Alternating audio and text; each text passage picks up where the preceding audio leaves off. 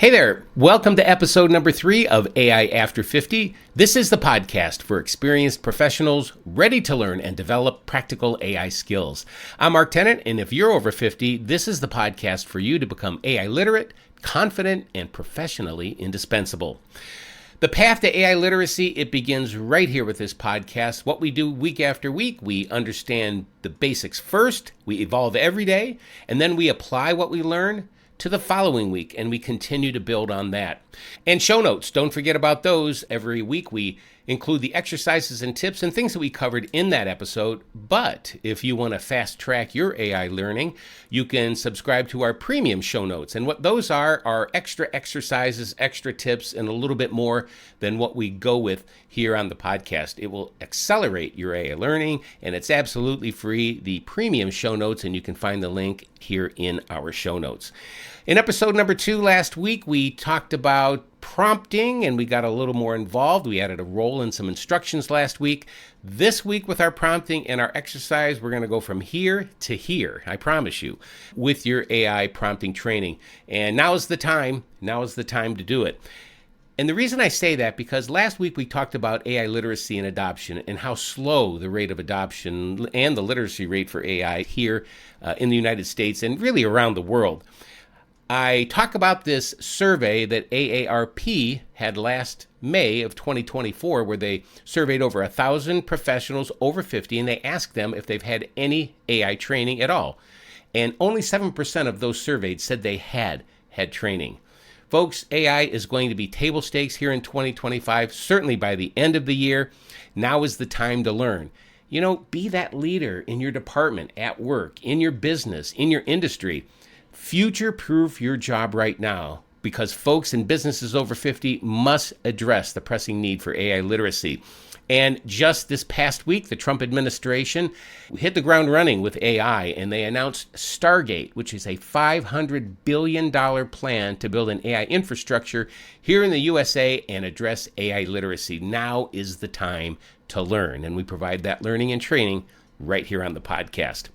And I wanted to start the podcast this week to talk a little more about large language models, ChatGPT and the other AI chat models that are out there.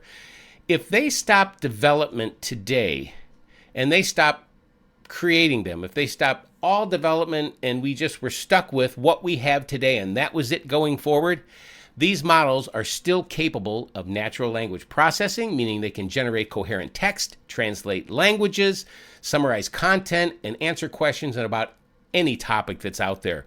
For data analysis, these models can identify patterns in complex data for businesses.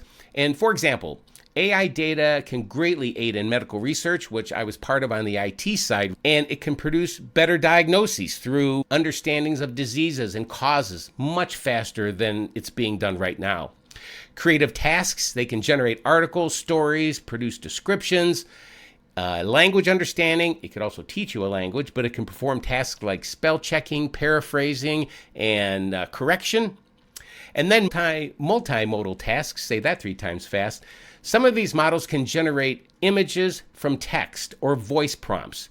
And now, studio-like videos can be created with a simple text prompt. Sora from OpenAI, who makes ChatGPT, and VideoFX from Google produce some of the most unbelievable videos with a simple text prompt that you will ever see. With these platforms, you're only limited by your imagination.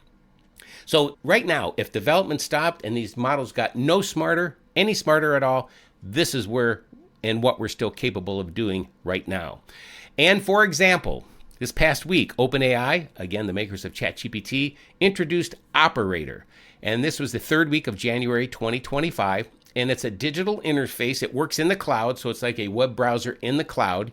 You tell it to perform a task, and I saw it perform hotel reservations, flight reservations, concert tickets. It all does this through a single interface, does exactly the same thing you would do as a human with very little to no human interaction. That's how far we are.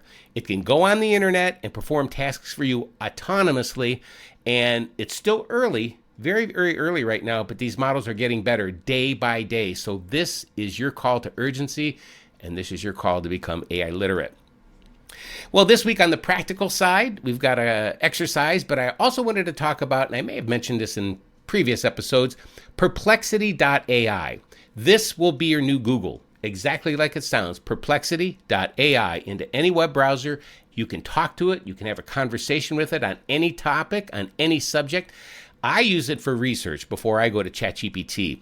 For example, if I want to write or talk about AI, of course, in a video or an article or anything I'm trying to create a course, I use it for research. And then I go to the large language models like ChatGPT, and then I use that research, feed it into ChatGPT, and it gives me my outline or whatever it is I'm needing from the information. And then from there, I can create what I need to create. And this is done in just a few moments, as opposed to planning this out all by hand. Perplexity.ai. Use it for research. Do not use ChatGPT for research. It is used for so much more and so much smarter. Perplexity.ai is your research buddy and your new Google. Use it instead of Google. You will never go back, or at least I haven't went back. All right, so this week, our advanced prompting lesson. I promised going from here to here, so let's do that. Last week, we built upon that where we talked about role and gave the AI some instructions with a simple prompt. And it did pretty well, especially from week one when we just gave it a simple task to do. This week, we're going to start talking about prompting frameworks. In other words, something you can build upon and use as an outline or template, if you will, for every prompt that you need. I teach this particular framework at all of my AI basic workshops. It is called the Risen framework. It was developed by a gentleman by the name of Kyle Balmer. He lives over in the UK. And it provides a really good solid foundation for the attendees of my workshops. It increases their knowledge and confidence in working with these AI models, and I think it will do the same for you. So the acronym is RISEN, R-I-S-E-N. R is for role, more specific focus. We did that last week. I is for instructions, what we also did last week. We're telling it what to do. Write a blog article, create or summarize something, write some code, create an image, create a video, the instruction. The S is for steps. We can give it specific steps to follow, like create a attention-grabbing headline for an article or an intriguing short first sentence of that article. E is for end goal. So what's the desired result? Maybe an article geared towards your audience or customers on a new product line or description. Maybe you want to freshen up the copy of your website. You want there to be an end goal. That's the E part. And N is for narrowing. You narrow the focus. Constraints, fine-tuning of the prompt. You set limitations. You can tell it no more than 4 paragraphs or write approximately 1,500 words. Narrowing makes the Risen framework more adaptable to both technical and creative folks because you're offering greater control over the output from the AI. So the Risen framework, R-I-S-E-N. So our prompt for the week, and you are definitely going to want to look at the show notes on this because you can copy this and work with it all week and make it your own. Create your own examples with this. But this is the prompt we came up with using the Risen framework for this week. So we're going to tell the AI to act as a product manager for ABC Home Greenhouses. I made that up. A leading manufacturer of residential greenhouses. So the instructions are to write a blog article announcing the new home greenhouse model designed for year-round growing in compact spaces. The article should target homeowners interested in sustainable living and growing their own food. The steps portion of the prompt, write an attention-grabbing headline about sustainable home growing. Open with a compelling first sentence about food self-sufficiency. Include 3 concise paragraphs covering key features and innovations, value proposition, and ROI for home growing, and then finally end with a clear call to action for pre-orders. Now, the end goal, generate pre-launch excitement and content and inquiries from target customers. And narrowing the focus, you could say, keep language clear and factual, avoid marketing buzzwords. So there you go, the Risen framework. Take this prompt, upload it to ChatGPT, and you'll be amazed at what it writes. This is what structuring your prompts will do for you. This will get the most out of the AI. And again, take this framework, the Risen framework, make it your own, and just start creating, start using, start working with these models using that type of framework. If you subscribe to the premium show notes, we're also going to include a couple of more frameworks we work with and that we teach in our advanced workshops that I think you'll find helpful as well. Subscribe to those in the show notes of this episode. Success with AI, it comes down to finding that sweet spot between the capabilities and human expertise. So AI capabilities and human expertise, we never want to take the human out of the equation. I say it every single week, and I'll say it again. Now is the time to get started in learning AI, how to use it both professionally and personally. 2025 will be your last opportunity, in my opinion, to get ahead of most people in your role or your industry. So act now. Increase and accelerate your AI literacy.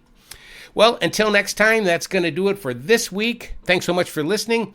Keep prompting, keep learning, and please subscribe to this podcast wherever you get your favorite podcasts. And take care. We'll talk to you next time.